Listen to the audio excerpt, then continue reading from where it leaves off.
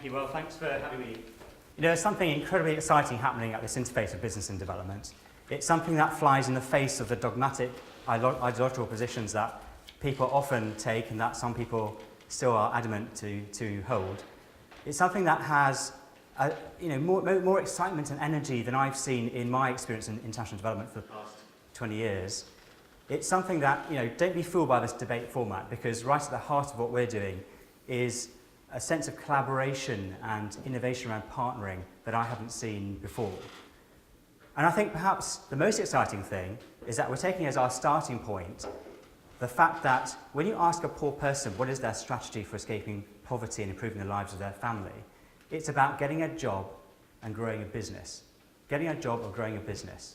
Getting a job or growing a business. And I say that again because actually, for too long, development has been about treating poor people as recipients, as dependents. And actually, for the first time, we're seeing them treated as agents of their development. So we're seeing this flourishing of business models out there, which are including poor people as employees, as producers, as distributors. We're seeing business approaches that are finding new ways to bring products and services to poor people, sometimes for the first time, very often at a fraction of the cost. They're treating poor people as customers for the first time. At the same time, you've got donors and NGOs working collaboratively with business to help poor people access and succeed in these new markets. And actually, very importantly, we're seeing business people finally getting out of their philanthropic CSR box and looking at how they can leverage, harness, understand the impact of their core business. Now, you just look at Business Fights Poverty. It's a community I set up about 4 years ago. What drove me to set that up was there was clearly this energy that was out there in these different models, but at the same time, very disparate, often not connected. So the idea was to try and bring these things together and connect them in some way. We have about 10,000 members at the moment. You just look at the homepage of Business Fights Poverty this week, just for some examples of what I'm talking about. You've got, for example,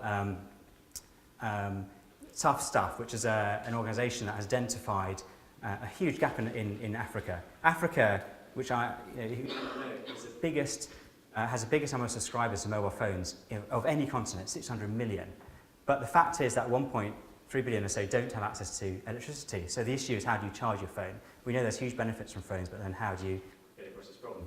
Tough Stuff created a product, basically like a book-sized solar panel that can pay for itself in 2 months. The reason it can pay for itself is you don't have to pay for expensive kerosene, you don't have to pay someone else to charge your phone, and so on, or you don't have to pay for batteries. But on top of that, they've created this whole system of salespeople, of entrepreneurs who can take this product to the last mile and generate incomes for those entrepreneurs. So they're creating this whole system that is going to be transformative. Another example, we've got Gatsby Charitable Foundation working to transform the lives of something like 400,000 smallholder farmers in agriculture in the cotton sector by getting them new seed varieties, new knowledge, new arrangements of contract farming and so on. That's going to transform the lives of those farmers. You've got a very interesting story from Finca around one of their beneficiaries, a lady from Zambia, who, thanks to a loan from Finca, has transformed her food retailing business. And also, in her own words, has meant that she has now become the pillar of her family, supporting her mother and her sister to go through university.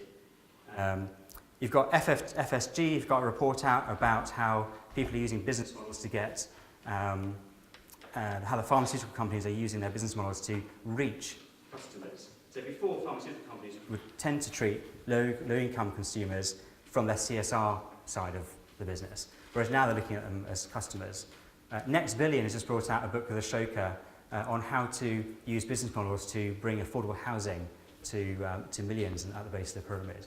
So, there are thousands of these examples out there, and I suppose my message is to you is that these people, these organisations, they left business as usual behind a long time ago. And if any of you are going to set up a business, work for a business, work in an NGO government that is going to partner with a business, know this: you can be transformative by harnessing the power of business for development impact. And with that, I think I'll hand over to the next panelist. Thank you. Very good. Thanks so much.